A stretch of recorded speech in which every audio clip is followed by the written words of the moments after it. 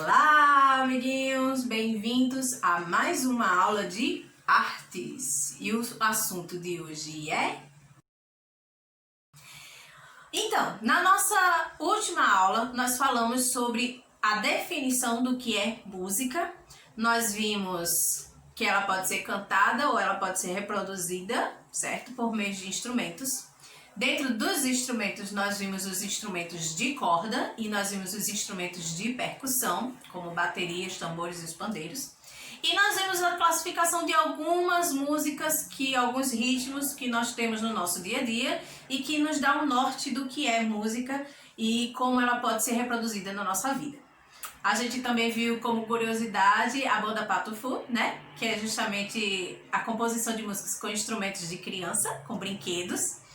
E por fim a gente fez o nosso mapa mental.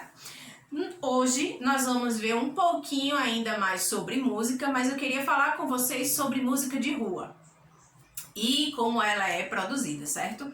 Então, quando a gente vai falar sobre música de rua, a gente pode ter em mente duas coisas. Ela pode ser acústica e ao vivo, que é justamente essa música mais popular que a gente pode ver aonde? Em bares, em apresentações de rua, que a gente pode ver na marchinha de carnaval do nosso bairro, certo?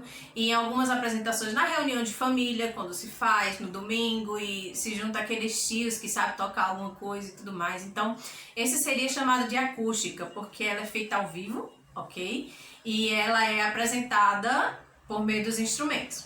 Ela também pode ser eletrônica e pelo próprio nome, tá? Ela tem a ver com música reproduzida. Ela pode ser reproduzida por meio de microsystems, de MP3, MP4, MP5, MP7.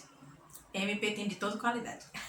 As caixinhas via Bluetooth, né? Que são bem populares nos dias de hoje. Elas também podem ser reproduzidas em carros, que você com certeza já deve ter ouvido. São os trio elétricos, né? Os carros que produzem música. Então, ela tem essas duas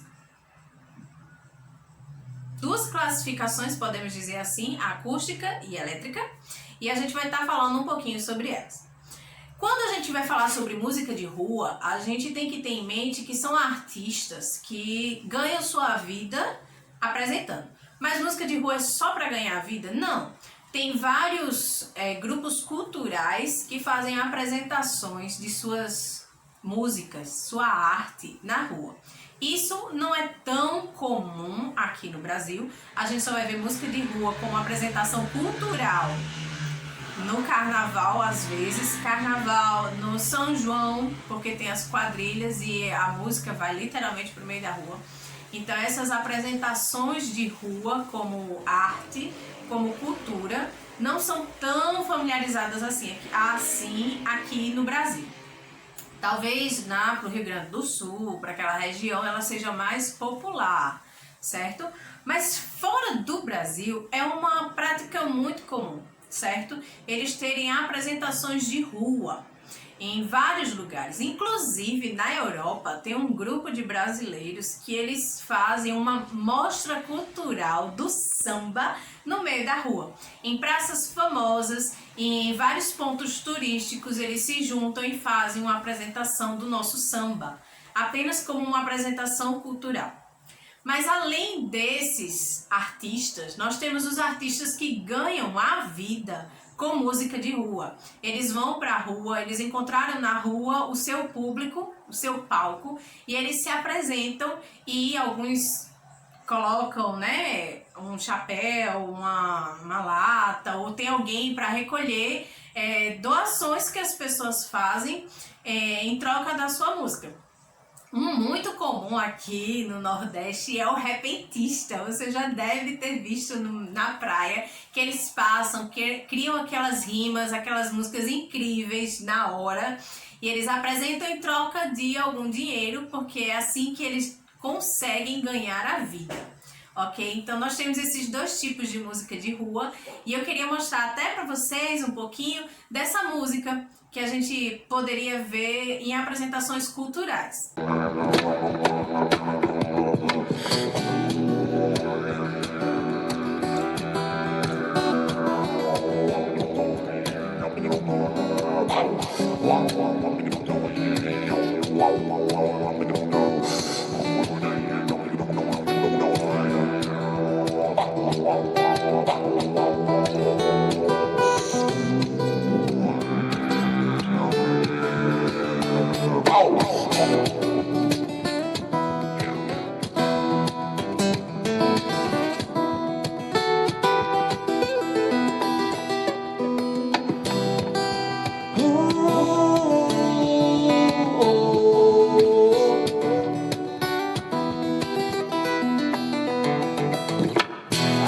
searching for my mind tonight. Think I live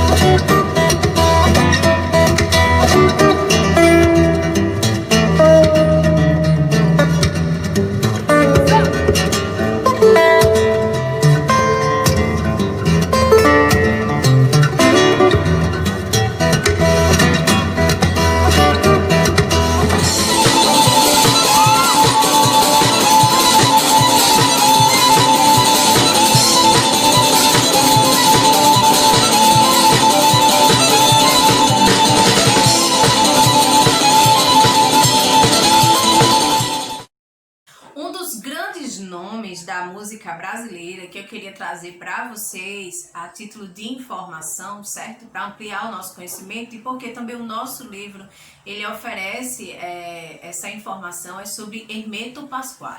Não sei se você conheceu, mas eu queria convidar você para a gente dar uma olhada em quem ele é e o que ele fez dentro da nossa música brasileira.